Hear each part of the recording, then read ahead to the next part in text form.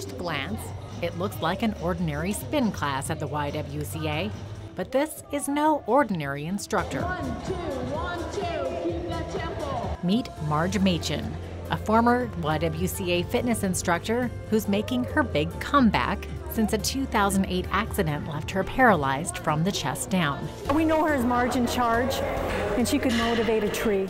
Instead of a bike, Marge uses a special machine operated by her hands. They place my feet onto the pedals, they strap them on, and then my arms are what bikes my legs. She's quite an inspiration to all of us. It was a shock to all of us. In her early 40s, Marge had been a model, personal trainer, and triathlete who had qualified for the Ironman competition in Houston, Texas. She was at the peak of her career until one fateful day. That particular day, it was on a Sunday, I remember, December the 28th of 2008, and there was probably about 7 of us riders that day, and we were probably doing about a 35-mile ride.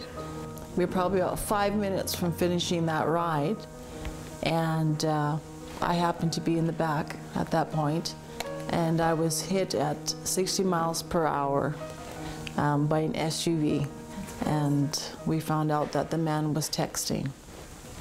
So that is why I ended up here in this chair.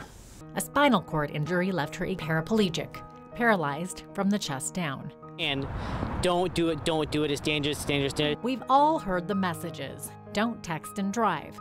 And with the new distracted driving laws in effect, law enforcement officials are trying to drill it into our heads. We are really trying hard to help keep the road safe.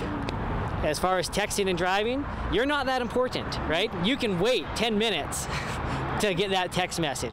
The province of Alberta has recognized the need for tough distracted driving laws, and as of May 1st, they just got a lot tougher. Now Alberta drivers caught driving while texting, talking on their cell phone, or personal grooming will face a $250 fine and 3 demerits on their driver's license.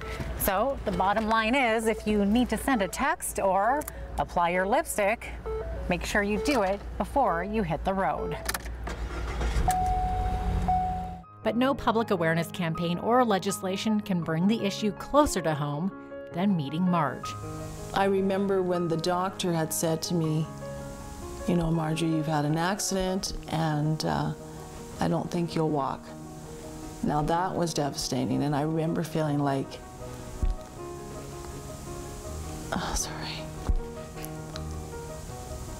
I don't know if I can go on, because that's all, you know, my world was all about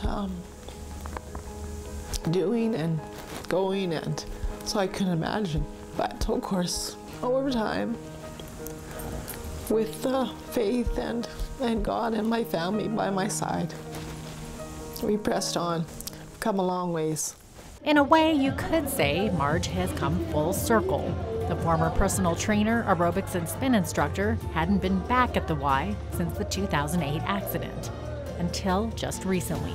It just feels so good, you know, to be back at the old stomping grounds at the YW. And, you know, the fact that they have specialized equipment there so that I can utilize not just me, but other people with disabilities. I am so proud of her.